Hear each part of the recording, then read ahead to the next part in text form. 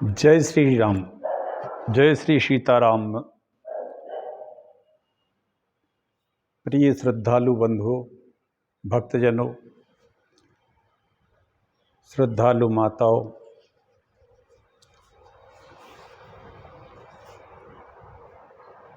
वाल्मीकि रामायण के उत्तरकांड की कथा चल रही है।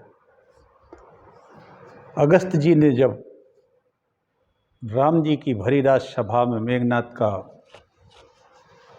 जिक्र किया, कहा कि मेघनाथ मारा गया। महाराज जी, सबसे बड़ी बात है राम और कुंभकर्ण का, रावण और कुंभकर्ण का मारा जाना तो राम एक साधारण बात थी। इस बात को आश्चर्य के रूप में राम जी ने लिया और संपूर्ण सभासदों ने लिया। पूछा कि ऐसा क्यों कहा। तब अगस्त जी ने पूरी लंका का इतिहास का वर्णन किया और बताया। राम जी बोले, हम तो समझते थे कि केवल पुलस्त वंश का वर्णन है, पुलस्त के कारण ये राक्षस धरती पर आए। तब अगस्त जी ने कहा कि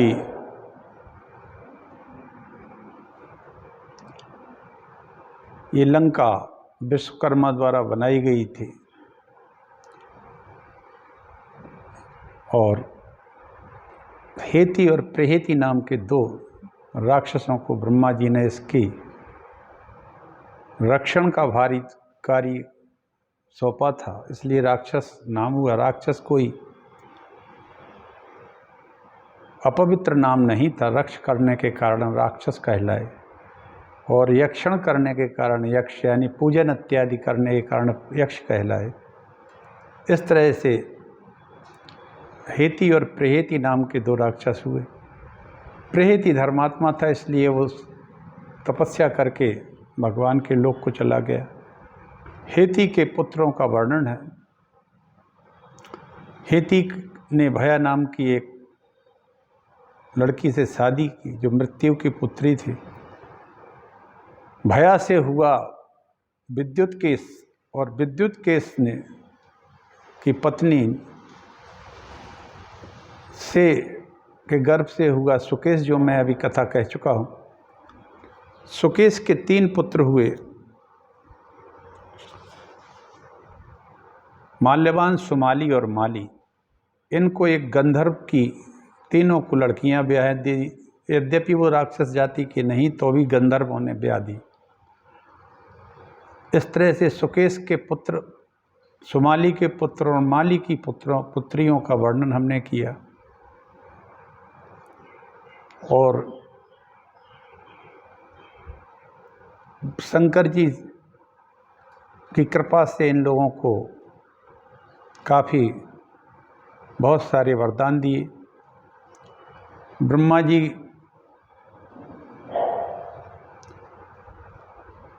ने भी वरदान दिए। विश्वकर्मा से इन्होंने अपने लिए नगरी बनाने की बात की तो उन्होंने कहा त्रिकूट पर्वत पर चले जाओ, वहाँ मैंने पहले से ही एक लंका नाम का दुर्ग बना दिया है। हेती के पुत्र पौत्रों से वो भर गई लंका नगरी। जाम, माल्यवान, सुमाली और माली, इनके पुत्र पौत्रों से भर गई और ये इतने जीवट के हो गए तीनों राक्षस। ये अपने को ही विष्णु कहने लगे, अपने को ही रुद्र कहने लगे और अपने को ही ब्रह्मा भी कहने लगे। तथा देवराज इंद्र, यमराज, वरुण, चंद्रमा, सूर्य इस प्रकार अहंकार प्रकट करते हुए रण दुर्जय, निशाचर, उनके अग्रगामी सैनिक ने पूरी चराचर को परेशान कर दिया। तब शंकर जी की सलाह से राक्षसों को मारने के लिए भगवान विष्णु की शरण में गए। भगवान विष्णु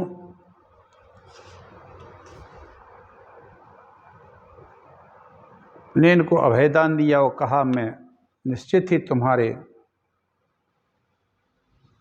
कार्य के लिए आ रहा हूँ। और वो आए तो राक्षसों के उत्तम अस्त्र शस्त्र, तीखे रक्त और मांस से सने हुए प्रलयकालीन अग्नि के समान दीप्तिमान थे।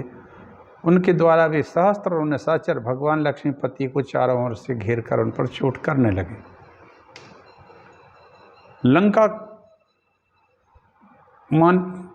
अगस्त जी ने ये कहा कि भगवान आपने अभी अकेले एक बार ही नहीं है लंका को आके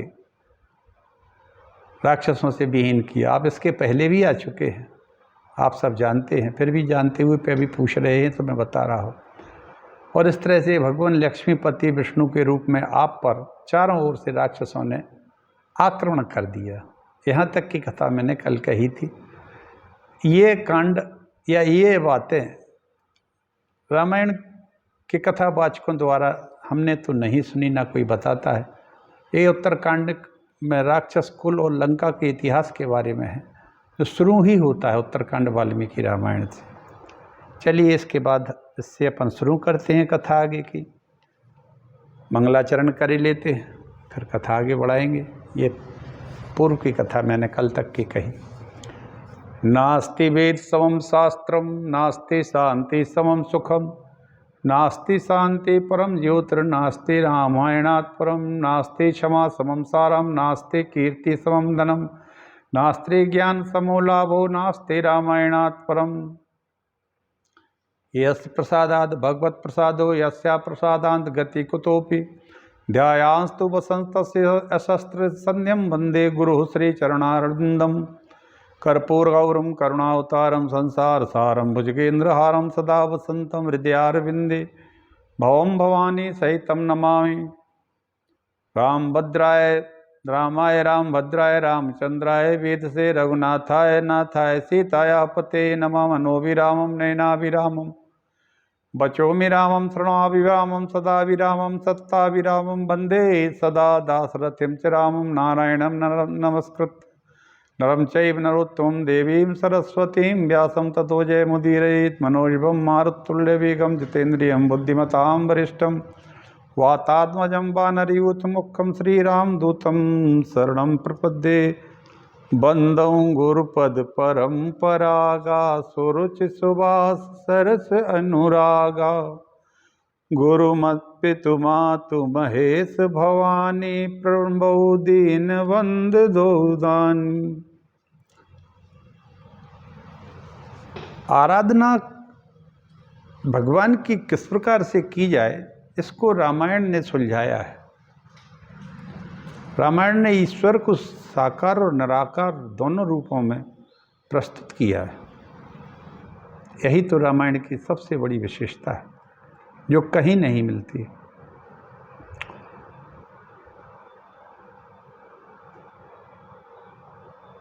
शिव जी ने उमा को यही सब पूरा बताया है कि आराधना इसमें भगवान की कैसे करना चाहिए। सहज प्रकाश रूप भगवान सहज प्रकाश रूप भगवान नहीं तह पुनि विज्ञान बिताना जगत प्रकाश प्रकाशक रामो जगत प्रकाश प्रकाशक राम मायाधीश ज्ञान गुण धामो बिनु पग चले सुने बिनु काना कर बिनु करम करे जगनाना आनन रहित सकल रस भोगी बिनु पाणी बकतावड़ जोगी राम ब्रह्म व्यापक जग जाना राम ब्रह्म व्यापक जग जाना परमानंद परेश पुराना एक अनी है अरूप अनामा एक अनी है अरूप अनामा जय सच्चिदानंद पर धामा व्यापक रूप विश्व भगवाना तेहि धरि देह चरत कृत नाना तेहि धरि देह चरित कृत नाना। व्यापक ब्रह्म निरंजन निर्गुण विगत विनोद। सो अज प्रेम भगति बस कौसल्या के गोद। सियावर रामचंद्र की जय। नारायण गिरिम तेतु गर्जन्तो राक्षसाम्बुदा। अर्दयन्तो अस्त्रवर्षेण वर्षेणे वाद्रीमम्बुदा। अगस्त्य जी कहते हैं रघुनंदन, जैसे बादल जल की धारा की वर्षा करते हैं, उसी प्रकार गर्जना करते हुए वे राक्षस रूपी मेघ अस्त्र रूपी जल की वर्षा से नारायण रूपी पर्वत को पीड़ित करने लगे। भगवान विष्णु का श्री विग्रह उज्ज्वल श्याम वर्ण से सुशोभित था और अस्त्र शस्त्रों की वर्षा करते हुए श्रेष्ठ निशाचर नीले रंग के दिखाई देते थे। इसलिए ऐसा जान पड़ता था मानो अंजन गिरी को चारों ओर से घेर कर मेघ उस पर जल की धारा से वर्षा कर रहे हैं।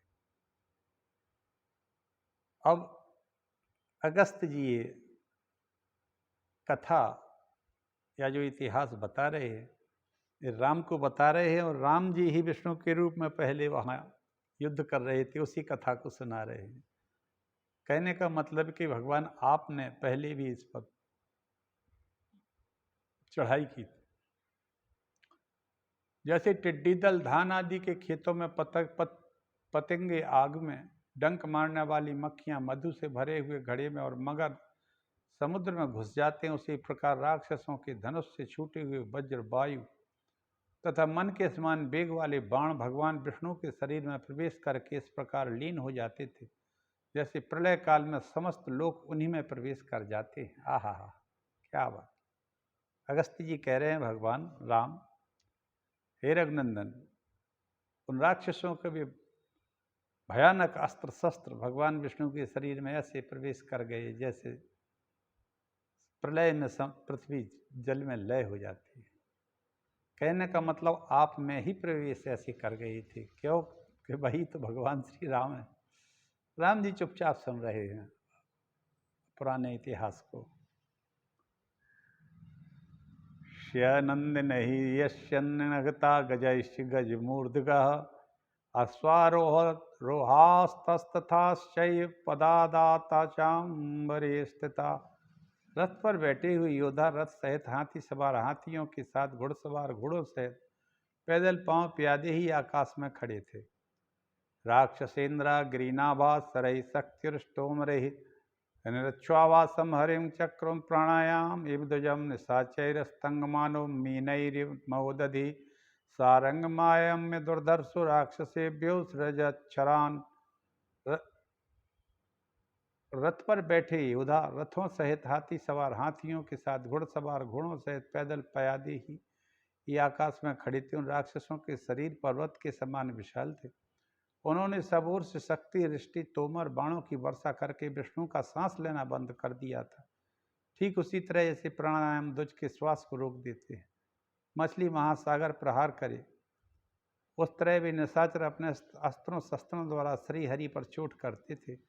उस समय दुर्जय देवता भगवान विष्णु ने अपने सारंग धनुष को खींचकर राक्षसों पर बाण बरसाना प्रारंभ किया। इतनी बाण वर्षा की ये माल्यवान सुमाली और माली के ने और अपने पूरे राक्षस कुल के साथ कि भगवान को सांस लेना ही बंद कर दिए, ऐसे लगने लगा था जैसे भगवान प्राणायाम कर रहे हो। तब सारंग धनुष को खींचा भगवान विष्णु ने, अभी तक नहीं खींचा था। राम जी सुन रहे हैं, यही सारंग धनुष राम जी भी लिए थे और उन्होंने उसको खींचकर राक्षसों पर बाण बरसाना प्रारंभ किया। ये बाण धनुष को पूर्ण रूप से खींचकर छोड़े गए थे, अतः वज्र के समान असह्य और मन के समान वेगवान थे। उन पेने बाणों द्वारा विष्णु ने सैकड़ों हजारों लाखों निशाचरों के टुकड़े टुकड़े कर डाले। श्रीहरि ने सारंग धनुष से जब देखा कि अति हो गई है इनके अस्त्र शस्त्रों के चलते हुए, तो उन्होंने उन राक्षसों का वध करने का विचार करके सारंग धनुष से ऐसे बाण छोड़े जिससे सभी राक्षसों के टुकड़े टुकड़े कर डाले, जैसे हवा में उड़ी हुई बदली उड़ा देती है, हवा उबड़ी हुई बदली को उड़ा देती है, उसी प्रकार बाणों से राक्षसों को भगाकर पुरुषोत्तम हरि ने पांचजन्य नामक महान शंख को बजाया, जो श्री कृष्ण भगवान ने महाभारत में बजाया था। संपूर्ण प्राण शक्ति से श्री हरि के द्वारा बजाया गया वह जल जनित शंख राज भयंकर आवाज से तीनों लोकों में व्यथित करता हुआ गूंजने लगा। उस शंख की राज की ध्वनि ने समस्त राक्षसों को भय और घबराहट में डाल दिया। वह शंख ध्वनि सुनकर शक्ति और साहस से हीन हुए घोड़े युद्ध भूमि में खड़े न रह सके, हाथी भाग गए। सुंदर पंख वाले उन बाणों के मुख वज्र के समान थे और वे राक्षसों को विदीर्ण करके पृथ्वी में घुस जाते थे। श्री हरि के चक्र के आघात से शत्रुओं के शरीर में जो घाव हो गए, उनसे रक्त की धारा बह रही। शंखराज की ध्वनि और सारंग धनुष की टंकार द्वारा भगवान विष्णु की गर्जना, इन सब के तुमुल नाद ने राक्षसों के कोलाहल को दबा दिया।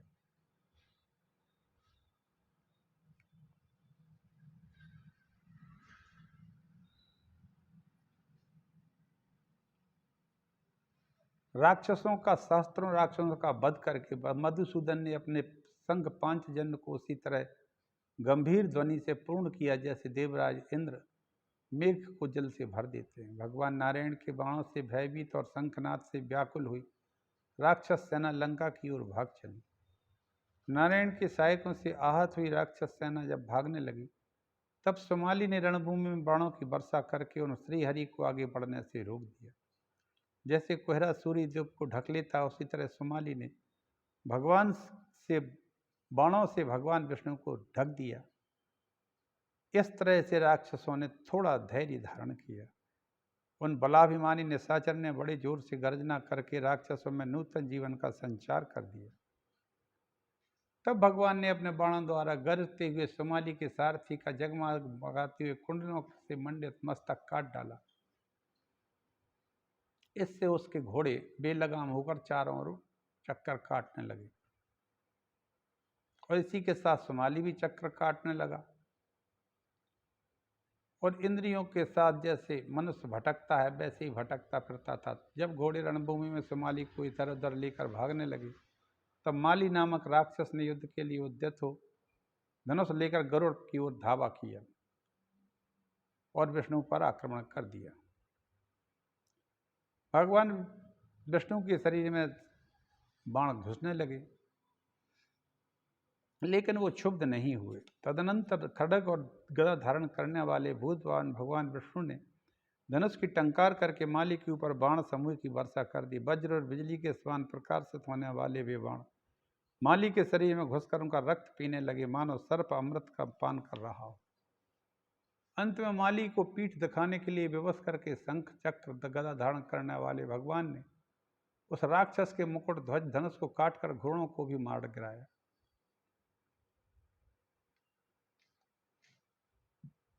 माली को की गदा से अत्यंत आहर उसने गरुड़ पर आक्रमण कर दिया। गरुड़ वेदना से व्याकुल हो उठे। उन्होंने स्वयं युद्ध से विमुख होकर भगवान विष्णु को भी विमुख सा कर दिया। माली ने गरुड़ के साथ ही भगवान विष्णु को भी युद्ध से विमुख सा कर दिया था। तब वहां जोर जोर से गरजते हुए राक्षसों का महान शब्द गूंजने लगा। गरजते हुए राक्षसों का वह सिंहनाद सुनकर इंद्र के छोटे भाई विष्णु अत्यंत कुपित हो पक्षीराज के पीठ पर तिरछे होकर बैठ गए। इससे वह राक्षस उन्हें दिखने लगा। उस समय परांगमुख होने पर भी श्री हरि ने माली के वध की इच्छा से पीछे की ओर मुड़कर अपना सुदर्शन चक्र चला दिया। सूर्यमंडल के समान उद्दीप्त होने वाले काल चक्र सदृश चक्र ने अपनी प्रभा से आकाश को उद्भासित करते हुए वहां माली के मस्तक को काट गिराया। तीनों भाइयों में से माली मारा गया। इसी माली के 4 लड़के जो विभीषण के मंत्री बने थे बाद में त्रेता में। चक्र से कटा हुआ राक्षस राज माली का वह भयंकर मस्तक पूर्व काल में कटे हुए राहु के सिर की भांति धारा बहाता हुआ पृथ्वी पर गिर पड़ा। इससे देवताओं को बड़ी प्रसन्नता हुई। माली को मारा गया देख सुमाली और माल्यवान दोनों राक्षस शोक से व्याकुल हो उठे और लंका की ओर भागने लगे। इतने में गरुड़ की पीड़ा कम हो गई।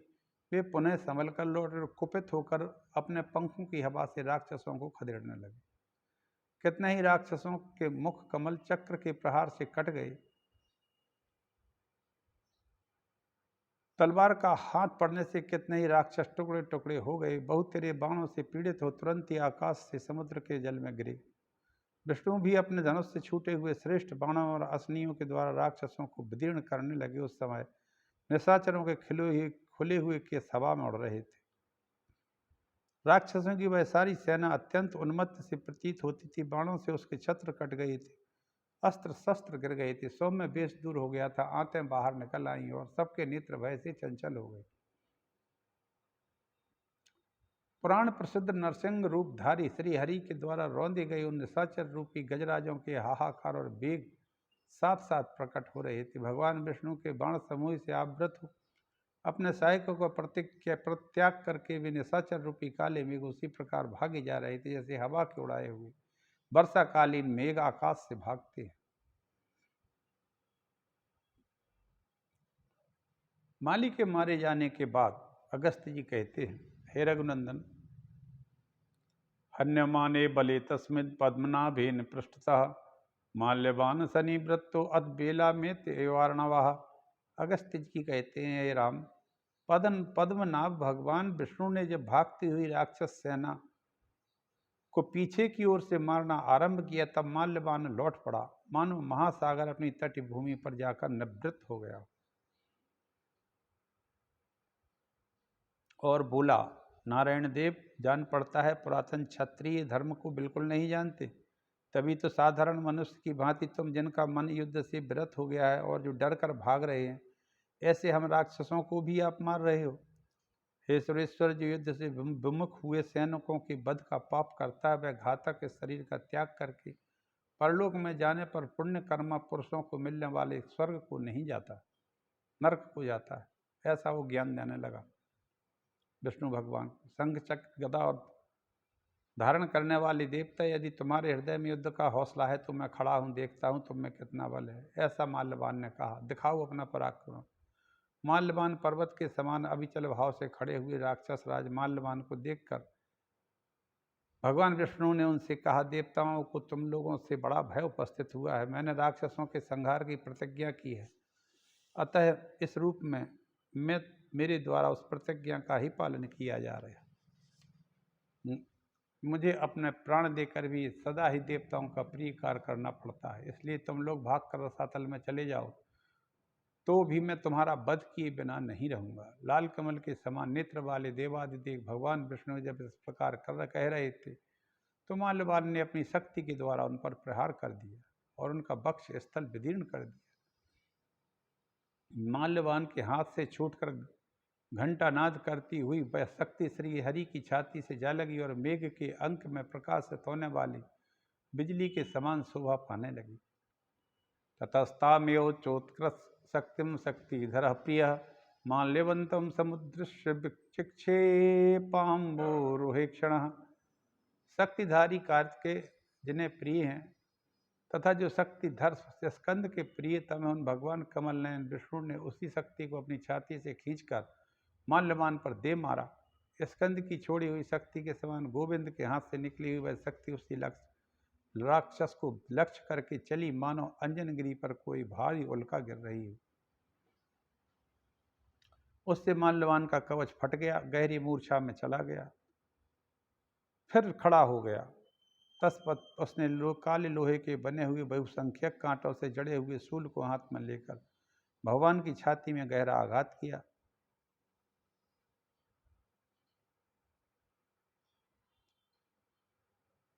यह देख विंतानंदन गरुड़ कुपित हो उठे और उन्होंने अपने पंख की हवा से राक्षस को उसी तरह उड़ा दिया जैसे प्रबल आंधी सूखे पत्ते के ढेर को उड़ा देती।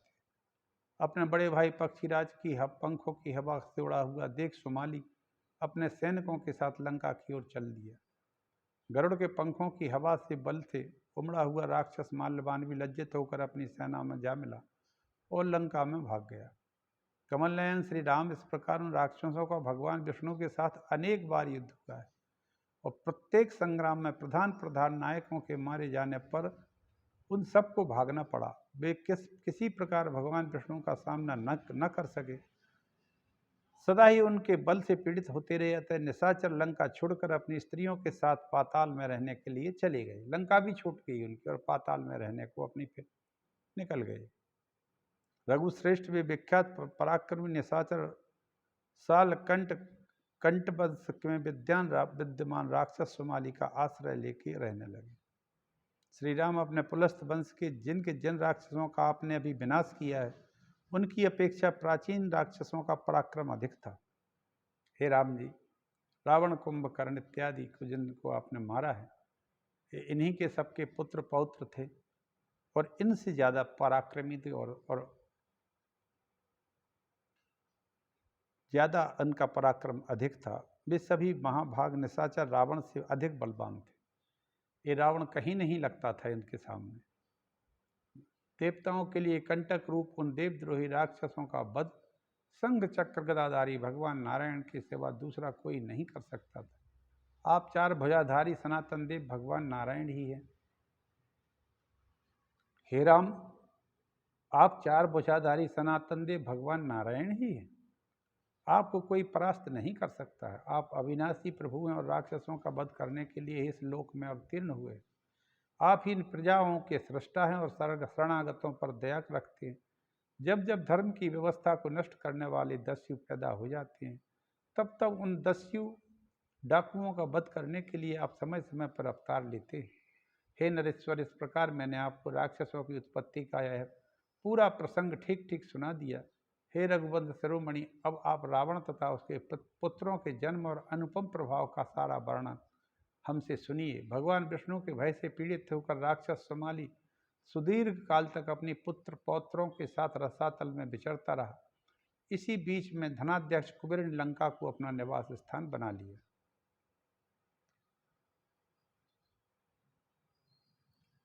रावण आदि का जन्म और उनका तप के लिए गोकर्ण आश्रम में जाना।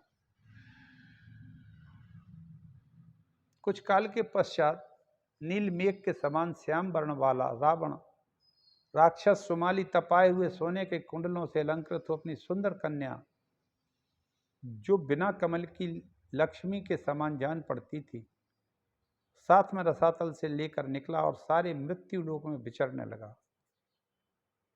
राक्षसेन्द्रा सतु तदा विचरन वै महीतले तदा पश्यत् सगच्छन्तं पुष्पकेण धनेश्वरम गच्छन्तं पितरं द्रष्टुं पुलस्ततनयं विभुं तं दृष्ट्वा मरसंकाशं गच्छन्तं पावकोपमं रसातलं प्रविष्टा सन्मर्त्यलोकात् समिवस्य विस्मयः।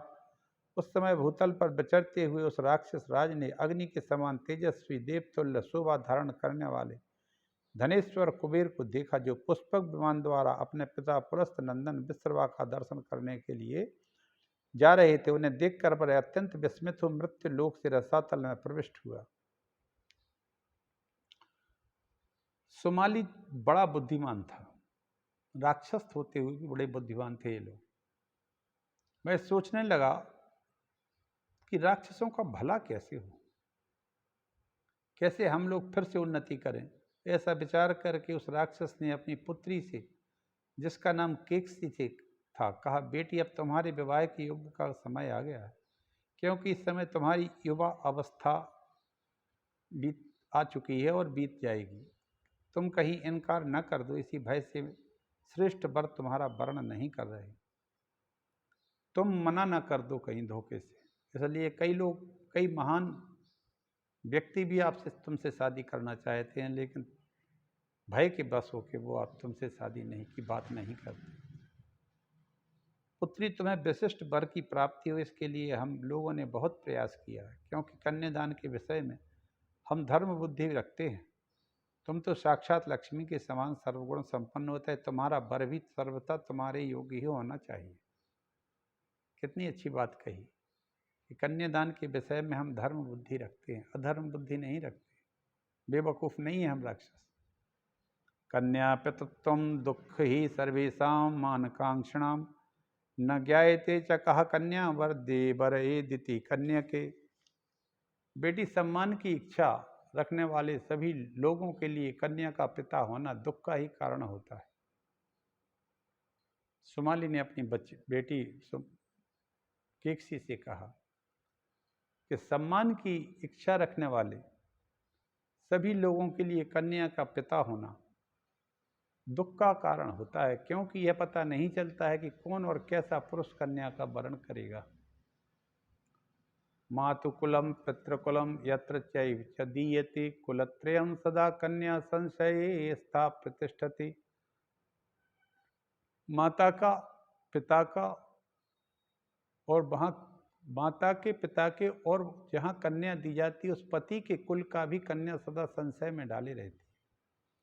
अतः बेटी, तुम प्रजापति के कुल में उत्पन्न श्रेष्ठ गुण संपन्न पुलस्त नंदन मुनिवर विश्रवा का स्वयं चलकर पति के रूप में वर्ण करो और उनकी सेवा में रहो। पुत्री से ऐसा करने से निस्संदेह तुम्हारे पुत्र भी ऐसे ही होंगे जैसे धनेश्वर कुबेर हैं। तुमने तो देखा ही था कि वे कैसे अपने तेज से सूर्य को समान उद्दीप्त हो रहे थे। पिता की यह बात सुन उनके गौरव का ख्याल करके केकसी उस स्थान पर गई जहाँ मुनिवर विश्रवा तप करते थे। वहां जाकर वह एक जगह खड़ी हो गई। सातु तद्वचनम श्रुत्वा कन्यका पितृ गौरवा तत्र गत्वा च सा तस्थौ विश्रवा तयत्र तप्यते। एतस्मिन् तीरे रामपुलस्ततनयोदयः अग्निहोत्र समुत्पातिष्ठत् पावका। श्री राम इस बीच में पुलस्त नंदन ब्राह्मण विश्रवा सायंकाल का अग्निहोत्र करने लगे। वे तेजस्वी मुनि उस समय 3 अग्नियों के साथ स्वयं भी चतुर्थ अग्नि के समान देदीप्यमान हो रहे थे। उसी समय पिता के प्रति गौरव बुद्धि होने के कारण केकसी ने उस भयंकर बेला का विचार नहीं किया। अग्निहोत्र करने वाले थे वो, और केकसी वहां उनके पास पहुंच गई, नीचा मुंह किए उनके सामने खड़ी हो गई। बेलिखंती मुहुर्भूर्मंगाष्ठाग्रेण भामिनी सातुतां वीक्ष शुश्रोणीं पूर्णचंद्रन्यवाननाम् अब्रवीत परमोदारो दीप्यमानां स्वतेजसा। वह भामिनी अपने पैर के अंगूठे से बार बार धरती पर रेखा खींचने लगी। वह तो अपने तेज से उद्दीप्त हो रही थी। देखकर उन परम उदार महर्षि ने पूछा, भद्रे कास्यासि द्वैता कुतो वा त्वामिहागता किं कार्ये कस्य वा हयते सत्वत्तो ब्रूहि शोभिने। भद्रे, तुम किसकी कन्या हो, कहाँ से आई हो, मुझसे तुम्हारा क्या काम है, किस उद्देश्य से यह तुम्हारा आना हुआ। शोभने, ये सब बातें मुझे ठीक ठीक बताओ। विश्रवा के इस प्रकार पूछने पर उस कन्या ने हाथ जोड़कर कहा, मुनि, आप अपने ही प्रभाव से मेरे मनोभाव को समझ सकते हैं, किंतु ब्रह्मर से मेरे मुख से इतना अवश्य जान लें कि मैं अपने पिता की आज्ञा से आपकी सेवा में आई हूँ और मेरा नाम कैकसी है। बाकी सब बातें आपको स्वतः जान लेना चाहिए, मुझसे न कहलवावें। इतना बता दिया कि मैं अपने पिता की आज्ञा से आपके पास आई हूँ, अपने मन से नहीं आई हूँ, कोई स्वयंवर कर नहीं किया है। पिता ने कहा कि आप विश्रवा के मुनि विश्रवा की सेवा करें, वहीं जाएं। आपकी आयु इस समय युवा है, अतः तुम विश्रवा जी मुनि की सेवा में तद रहकर उनकी पत्नी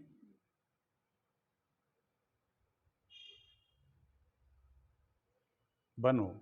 यह सुनकर मुनि ने थोड़ी देर ध्यान लगाया और इसके बाद, भद्रे, तुम्हारे मन का भाव मालूम हुआ। मत वाले गजराज की भांति सुंदरी, तुम मुझसे पुत्र प्राप्त करना चाहती हो, परंतु इस दारुण बेला में मेरे पास आई हो, इसलिए सुन लो। तुम कैसे पुत्रों और शरीर से भी भयंकर होंगे, उनका क्रूर कर्मा राक्षसों के साथ ही प्रेम होगा। तुम क्रूरता पूर्ण कर्म करने वाले राक्षसों को ही पैदा करोगी कैकसी हमसे। विश्रवा मुनि ने कहा, तुम इस समय जिस बेला में आई हो, एक तो ये बेला बड़ी खतरनाक है।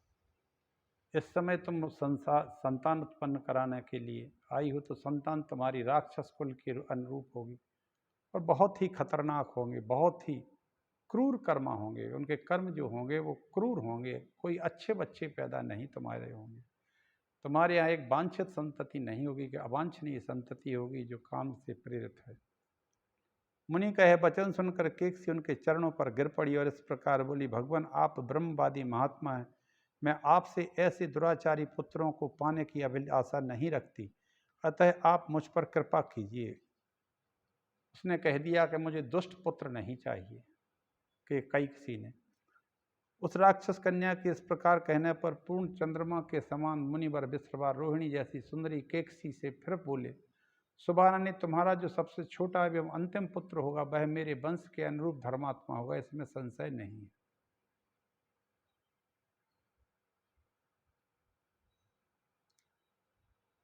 यहां तक विश्रवा मुनि ने कैकसी से कहा और कैकसी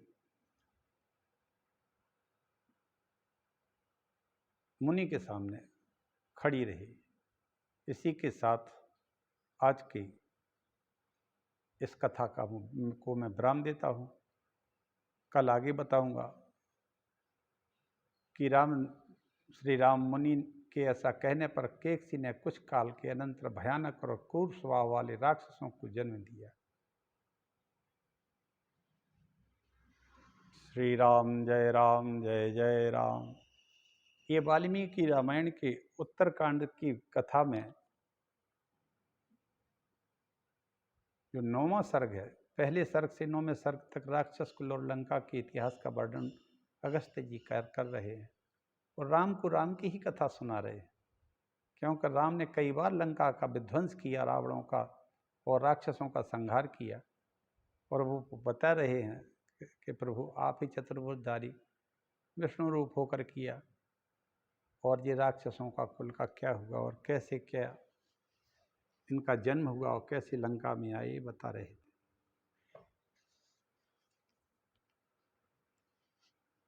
कल रावण का जन्म और उसके आगे का हम वर्णन करेंगे। श्री राम जय जय राम। श्री राम जी जगत का कल्याण करें और किसी भी व्यक्ति में राक्षसी भाव न रहे। इसी के साथ में आज